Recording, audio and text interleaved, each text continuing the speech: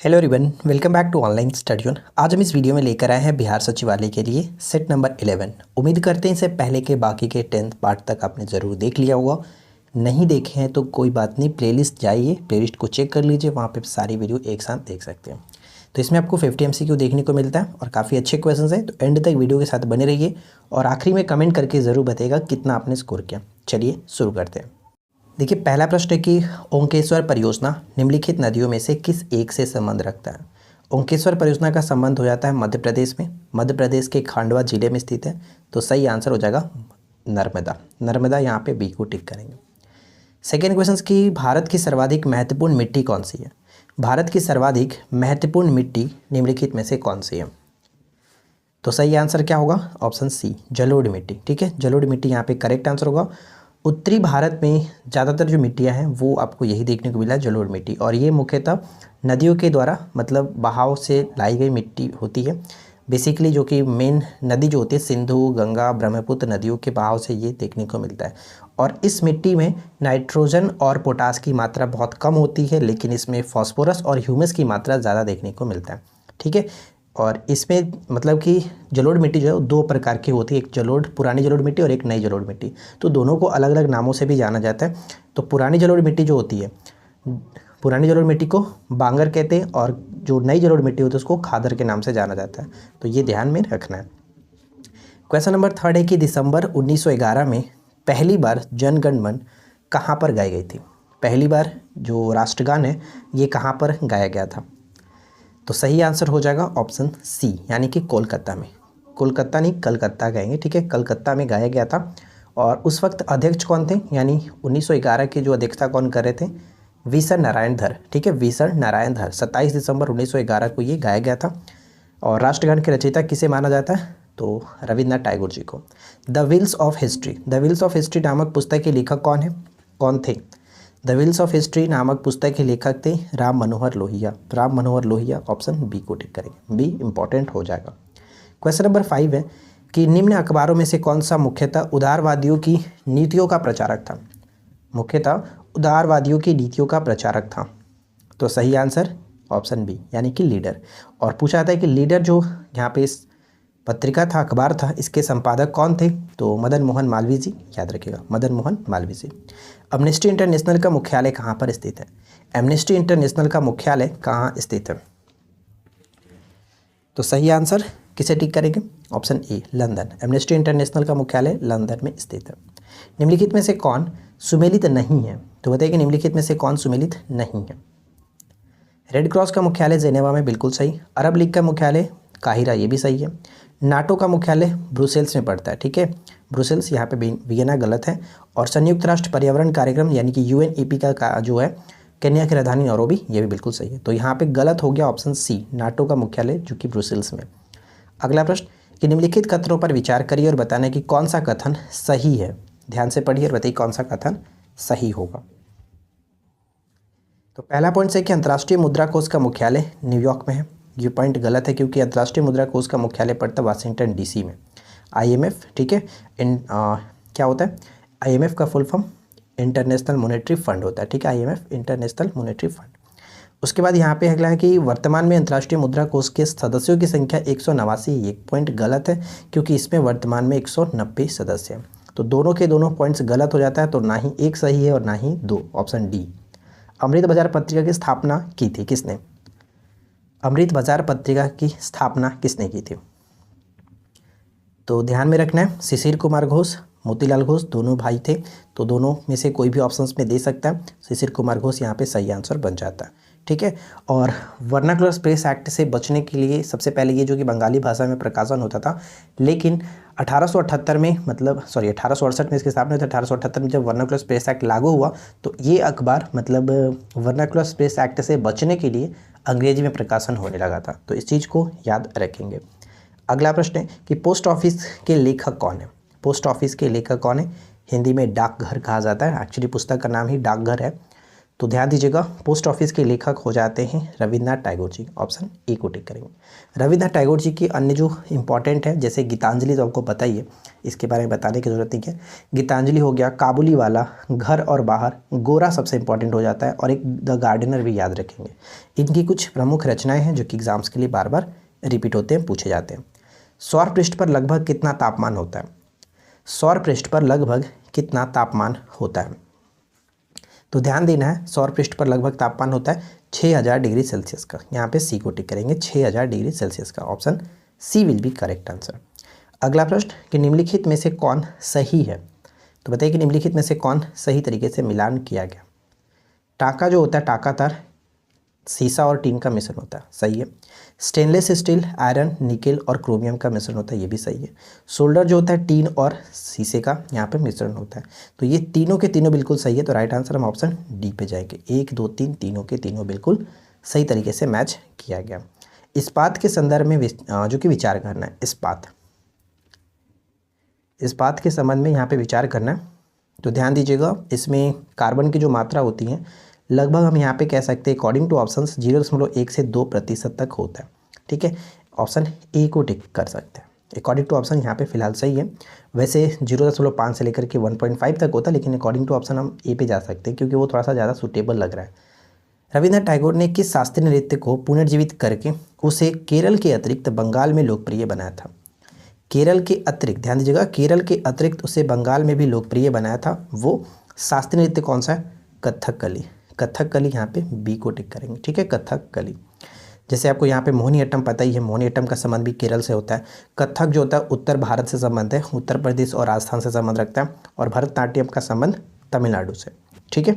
आगे देखिए, आँख के निकट दृष्टि दोष को निम्न में से किसके प्रयोग से दूर किया जा सकता है?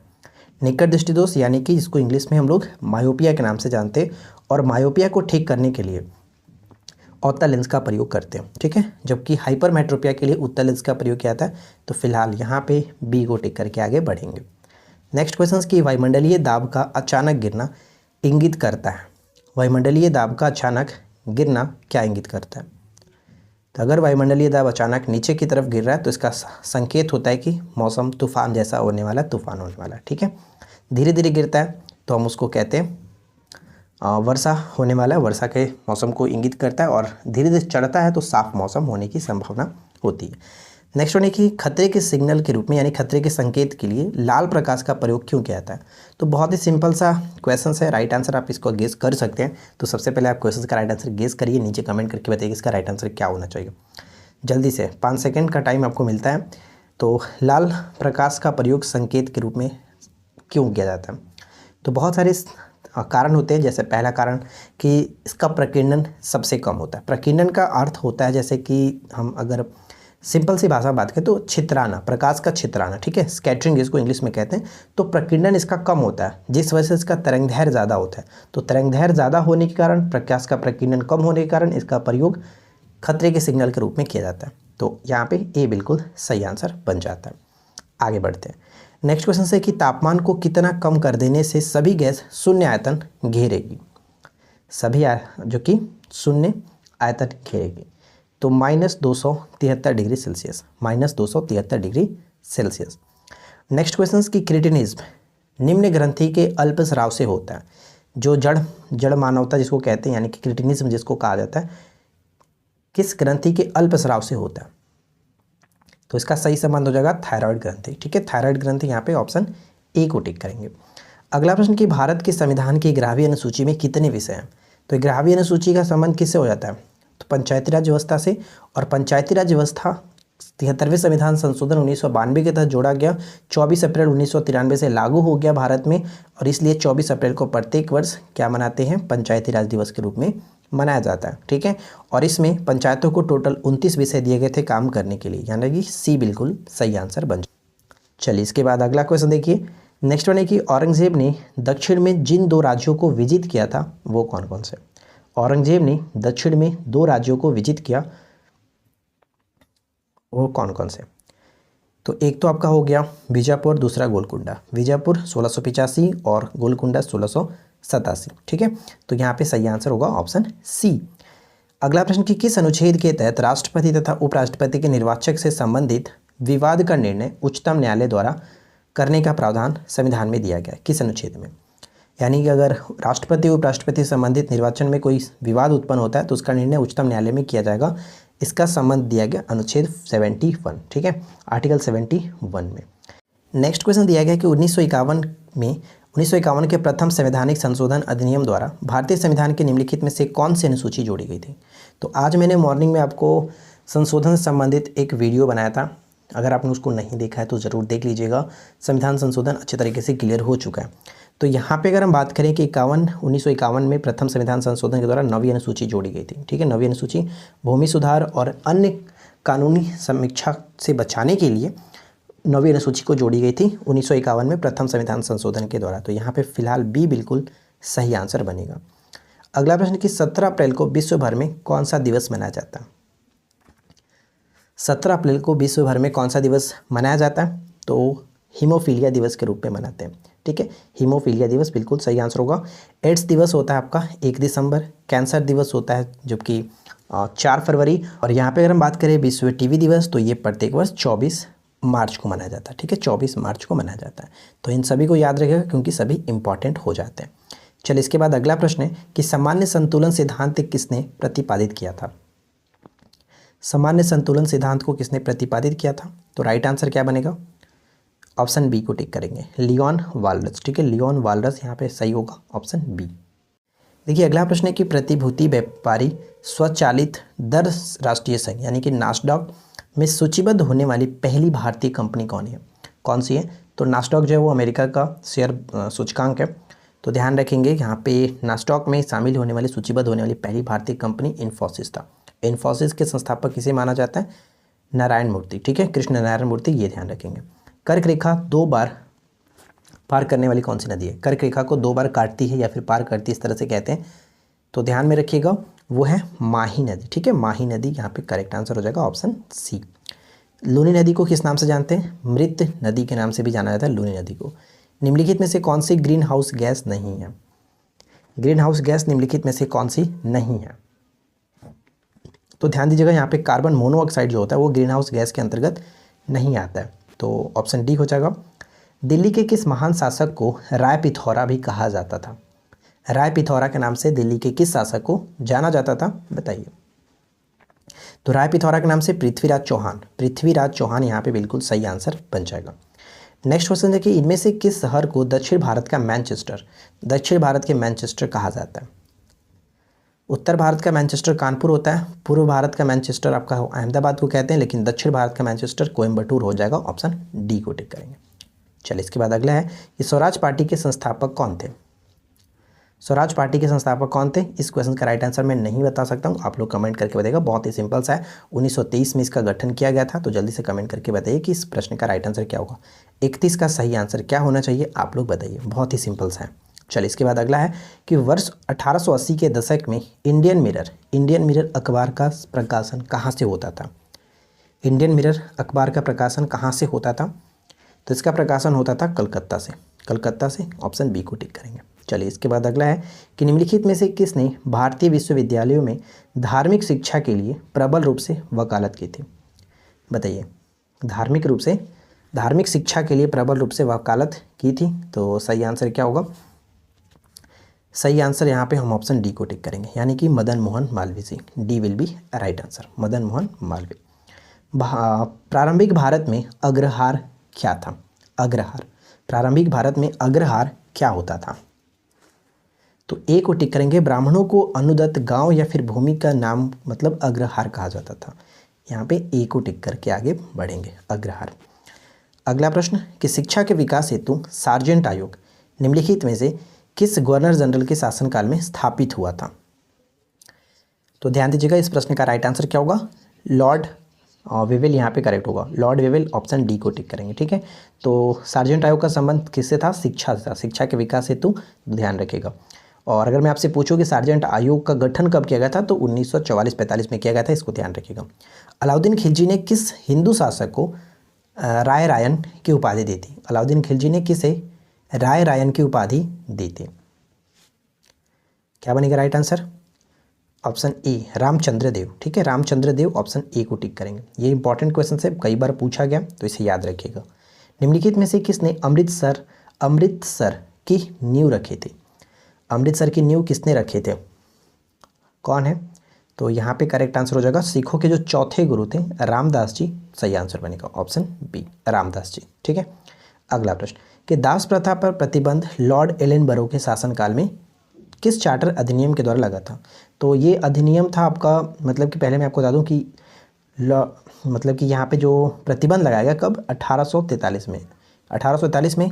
और ये चार्टर एक्ट था आपका 1833 का चार्टर अधिनियम। ठीक है, 1833 के चार्टर अधिनियम के द्वारा 1843 में प्रतिबंधित किया गया था लॉर्ड एलनबरो के शासनकाल में। तो यहाँ पे बी बिल्कुल सही आंसर बन जाता है। देखिए अगला प्रश्न है कि किस गवर्नर जनरल के समय भारतीय भाषा प्रसार अधिनियम को समाप्त कर दिया गया? ये किसको कहते हैं? तो ये जब का वर्नाकुलर स्पेस एक्ट था उसी को कहा जाता था भारतीय भाषा प्रसार अधिनियम को समाप्त किया गया। तो जैसा कि हम जानते हैं कि 1878 में लॉर्ड लिटन ने लागू किया था, लेकिन लॉर्ड रिपन ने इसको समाप्त किया था। तो यहाँ पे समाप्त करने की बात कही गई है, इसलिए ऑप्शन ए को टिक करेंगे। लॉर्ड लिटन को ओवेन मेरेडिथ के नाम से भी जाना जाता था, ये ध्यान रखिएगा। और लॉर्ड रिपन के समय में दो घटना आपको याद रखना है। सबसे पहली घटना कि 1881 में इन्होंने प्रथम कारखाना अधिनियम जो कि दिया, और साथ ही साथ 1881 से भारत में नियमित रूप से जनगणना होने लगा, यानी कि प्रत्येक 10 वर्ष पे जो अभी जनगणना होती है लॉर्ड रिपन के समय में ही स्टार्ट की गई थी। और लॉर्ड रिपन को ही स्थानीय स्वशासन के जनक के रूप में भी जाना जाता है। और लॉर्ड रिपन को फ्लोरेंस नाइटिंगेल ने एक उद्धारक, यानी कि भारत के उद्धारक की संज्ञा भी दी थी, फ्लोरेंस नाइटिंगेल ने। तो ये सभी चीज़ आपको याद रखना है लॉर्ड रिपन से संबंध में। नेक्स्ट वन है कि दिल्ली सल्तनत काल में दीवाने रियासत नामक विभाग की स्थापना किस सुल्तान ने की थी? दीवाने रियासत जो कि एक वित्त विभाग हुआ करता था, इसकी स्थापना किसने की थी? तो अलाउद्दीन खिलजी यहाँ पे करेक्ट आंसर होगा। अलाउद्दीन खिलजी बिल्कुल सही आंसर है। और मोहम्मद बिन तुगलक ने कौन से विभाग की स्थापना की थी? तो ध्यान दीजिएगा, यहाँ पे मोहम्मद बिन तुगलक ने दीवाने को ही कृषि विभाग को स्थापना किया था। दीवाने इस्तिहाक, दीवाने बंदगान और दीवाने खैरात फिरोज शाह तुगलक ने स्थापित किया था। दीवाने जो क्या है कह सकते हैं सैन्य विभाग वो करता था दीवाने अर्ज। ठीक है, दीवाने अर्ज बलबन ने स्थापित किया था। इसके बाद नेक्स्ट वन है कि पृथ्वी का वह हिस्सा जहाँ जीवन यापन होता है किस रूप में जानते हैं? पृथ्वी का वह हिस्सा जहाँ जीवन यापन होता है उसे किस नाम से जानते हैं? तो जीवमंडल कहते हैं। ठीक है, जीवमंडल, ऑप्शन सी। अशोक के अभिलेखों में जो प्रयुक्त लिपियाँ हैं वो कौन कौन सी हैं? अशोक के अभिलेखों में प्रयुक्त जो लिपियाँ हैं वो कौन कौन सी हैं? तो ध्यान दीजिएगा, देवनागरी लिपि तो है नहीं, तो ये भी कट गया, ये भी कट गया। और शारदा लिपि तो कहीं देखने को जिक्र मिलता नहीं है। तो बचा सिर्फ और सिर्फ आपके पास option C, Brahui, Kharosthi, Aramaic और ग्रीक। ये ऑप्शन सी बिल्कुल सही होगा। बाबर और अफगानों के बीच घाघरा का युद्ध कब हुआ था? बाबर और अफगानों के बीच घाघरा का युद्ध कब हुआ था? तो बाबर के द्वारा लड़े गए युद्धों में सबसे आखिरी युद्ध था ये घाघरा का युद्ध, जो कि 1529 में लड़ा गया, 1529 में। तो यहाँ पे सी बिल्कुल सही आंसर बन जाता है। निम्नलिखित में से कौन सी भारत की सबसे लंबी प्रायद्वीपीय नदी है? भारत की सबसे लंबी प्रायद्वीपीय नदी बताइए कि निम्नलिखित में से कौन सी है? तो गोदावरी करेक्ट आंसर बनेगा, ऑप्शन बी गोदावरी। ठीक है, गोदावरी करेक्ट आंसर है। अगला प्रश्न है कि एयरपोर्ट काउंसिलिंग इंटरनेशनल द्वारा किस अंतर्राष्ट्रीय हवाई अड्डे को एयरपोर्ट सर्विसेज क्वालिटी अवार्ड 2022 से सम्मानित किया गया? एयरपोर्ट सर्विस क्वालिटी अवार्ड 2022 से सम्मानित किया गया किसे? तो कोचिन अंतर्राष्ट्रीय हवाई अड्डा। कोचिन अंतर्राष्ट्रीय हवाई अड्डा, सी बिल्कुल सही होगा। अगला प्रश्न है कि हाल ही में ग्रामीण विकास मंत्रालय द्वारा देश भर के गाँवों में चयनित कुओं के जल स्तर को ट्रैक करने के लिए कौन सा ऐप लॉन्च किया गया? कौन सा ऐप लॉन्च किया गया कुओं के जल को ट्रैक करने के लिए? जल दूत ऐप। ठीक है, जल दूत ऐप को लॉन्च किया गया, सी यहाँ पे ऑप्शन बी होगा, जल दूत ऐप को लॉन्च किया गया। हाल ही में रक्षा उत्पाद कंपनी साब, ठीक है साब, भारत में अपने कार्ल गुस्ताफ M4 हथियार प्रणाली का निर्माण करेगी। साब कंपनी का मुख्यालय कहाँ स्थित है? कार्ल गुस्ताफ M4 हथियार प्रणाली का निर्माण करेगी, तो साब कंपनी का मुख्यालय कहाँ स्थित है? तो स्वीडन में स्थित है। स्वीडन यहाँ पे सही होगा, सी को टिक करेंगे। निम्नलिखित में से किस अभिनेत्री को दादा साहब फाल्के पुरस्कार 2022 से सम्मानित किया गया? अब यहाँ पे देखिए रजनीकांत इसमें क्यों शामिल किया गया यार, वैसे भी यह नहीं होना चाहिए था। तो देखिए यहाँ पे आशा पारेख बिल्कुल सही आंसर होगा, आशा पारेख ऑप्शन ए। ठीक है, तो ऑप्शन ए बिल्कुल सही आंसर होगा। चलिए नेक्स्ट क्वेश्चन है कि निम्नलिखित में से किस एक को यूरेनियम सिटी मतलब स्थापित करने का श्रेय दिया जाता है? यूरेनियम सिटी स्थापित करने का श्रेय बताइए किसे दिया जाता है? कनाडा बिल्कुल सही होगा, option B Canada, right, B को टिक करेंगे। कनाडा की राजधानी क्या होती है? जल्दी से कमेंट करके बताइएगा कनाडा की राजधानी क्या है। देखिए आज के इस वीडियो का आखिरी प्रश्न है कि बीमारी पता करने के यंत्र एमआरआई, एमआरआई का मतलब क्या होता है, फुल फॉर्म क्या होता है? एमआरआई का फुल फॉर्म क्या होता है?